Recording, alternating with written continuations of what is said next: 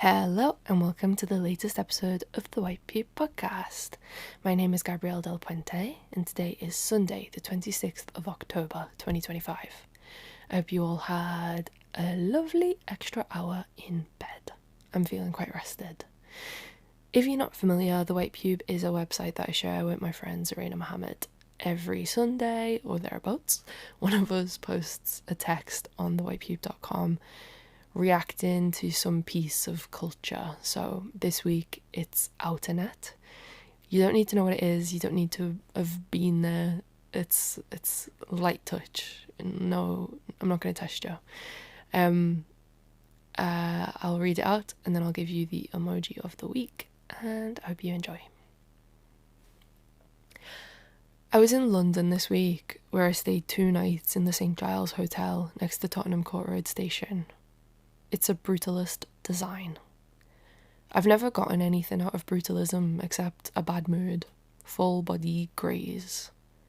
This was a concertina of rough concrete that made strips all around the outside in a way that reminded me of the vertical blinds in a therapist's office. You know how that colour gets heavy once it's soaked up years of bad memories? This hotel always looks like it's just been rained on, even when the weather's playing nice. There was a tourism scheme in the 70s that meant developers received subsidies based on the amount of rooms they could cram into hotel architecture. That's why the concrete's folded like it is. It's also why I couldn't connect to the Wi-Fi or get any signal on my phone to hotspot. Staff slipped A4 under my door on day 2 to let me know the water had been turned off. I saw it after I woke to building work in the room next door, or the one above me. The hammering stopped whenever I poked my head out the room to investigate, so it all began to feel a bit Shirley Jackson. I left with my raincoat and just tried to avoid the room at all costs. Those costs, though, got annoying fast. Because I looked in some obvious shops and I ate food that tasted far away.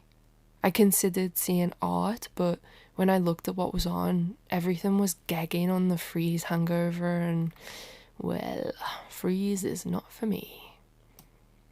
When visual art is passed through commercial mechanisms, it ceases to exist.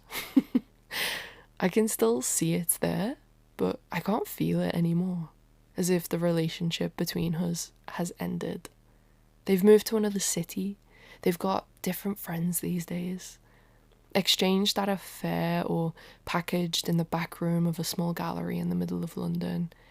It's art that becomes decoration instead, that or a gold bar to trade in the future. And these are impossible and unfair things to feel in a world where the private sale of art is the only viable career ladder for contemporary artists. And yet, I still think it is so deeply uncool. I like to pretend that business doesn't go on. The rain was stop-start all day, and I was walking even though I wanted to walk less. Long COVID told me to go lie down in the haunted hotel, but then I found a real exhibition only a dog leg away. At the Architectural Association's gallery, in the front room of a Georgian terraced house in Bloomsbury, I went to see the maps Ursula K. Le Guin drew of her many fictional worlds before she got on with the work of writing their stories. A lot of the maps had never been exhibited, but by the time I left, I felt like they still hadn't. I was so turned off by the choice to take the drawings and reprint them on cyanotype flags that were hanging through the space. Each one had the white shadows of ferns across the top, so the work came off like twee bunting. It was more ideas made decoration, when so much of Le Guin's anarchic writing was about very much the opposite. So I guess I had already lost my mind by the time I reached Outernet. I wasn't aiming for it, but I'd ran out of legs, and it's the only place where you can sit down for free under shelter all along that main London vein. If you're not familiar, at one end of Oxford Street, opposite a pop-up for frozen yoghurt sold out of a double-decker bus, you can walk under an open-air gallery that's basically just big screens. It's a tent of 360-degree, floor-to-ceiling, 8K screens stitched together that cycle through different contributions by artists. Fucking Outernet.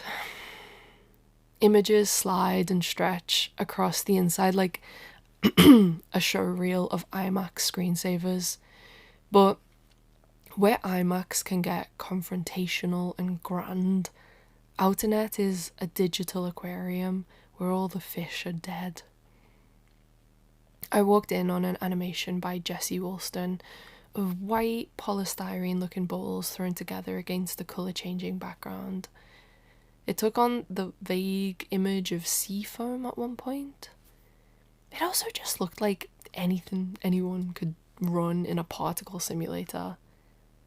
You know, sometimes when we're at the famous intersection of art and technology, it's like viewing software demonstrations and it just so happens that an artist is given the PowerPoint. I caught my breath and checked my phone instead. When I saw the light change, I looked up and there was a shower of emojis shooting out from a heart in the ceiling. There was a copy in one corner of the biggest screen letting me know that this wasn't an artwork, it was a celebration for Black History Month. The whole scene was very Apple Store all of a sudden, and when I sent a picture to a friend, she messaged back asking if it was 2008. And like... I can't be arsed describing the rest.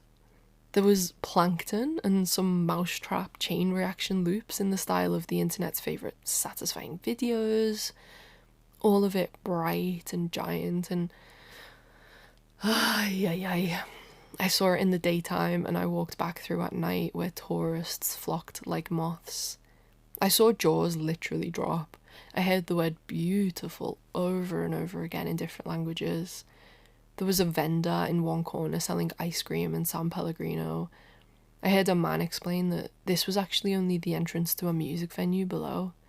I got roped into taking a photo of two women with digital flowers behind them. More beautiful, so beautiful, wow.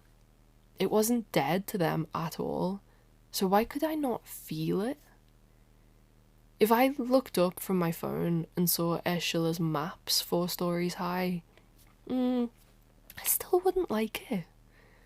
I blame this part of London, the commercial staging, the molten core, the gold cladding around Outernet.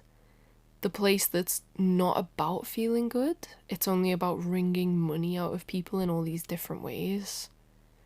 I can't take art seriously here, because it's like, why would you put the thing you made in such a terrible place? And I could say the same about the art in commercial galleries and art fairs, may it rest in peace.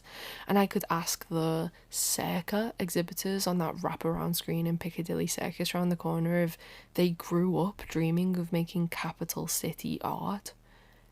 I think the centre of London is haunted beyond the brutalist walls of my weird hotel. And I know it's not a neat complaint. I love public art and the way it inserts itself into landscapes and confronts unsuspecting audiences, but this is a series of screensavers opposite a Uniqlo. I want art that disrupts. The world is so fucking hard.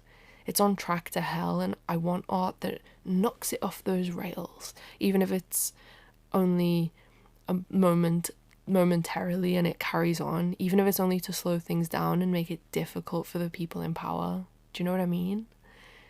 It's not fair of me to expect that from art on big screens on Oxford Street, but it's why there's so much distance between us, because really, I don't know if I care about beauty right now. I have no need for decoration. It's nearly 11 and tourists are still emerging out the dark. I'm done with screens for the day. I go back to the black hole of the hotel where my phone is a brick, and the next day I feel terrible and cancel plans to get the early train back home. Okay. I think we should go with the fish emoji because of all the dead fish in the art aquarium. Let's go with the fish emoji. If you're here at the end of the podcast episode text thing, please comment a fish emoji on the Instagram post of this review, or share it on Blue Sky or wherever you put things, Discord. Fish, dead fish. Okay. I'll also just remind you that the paperback for Poor Artists is out now. If you listen to this podcast, you probably know that already, but I have to say. Okay, I'll see you later. Bye bye.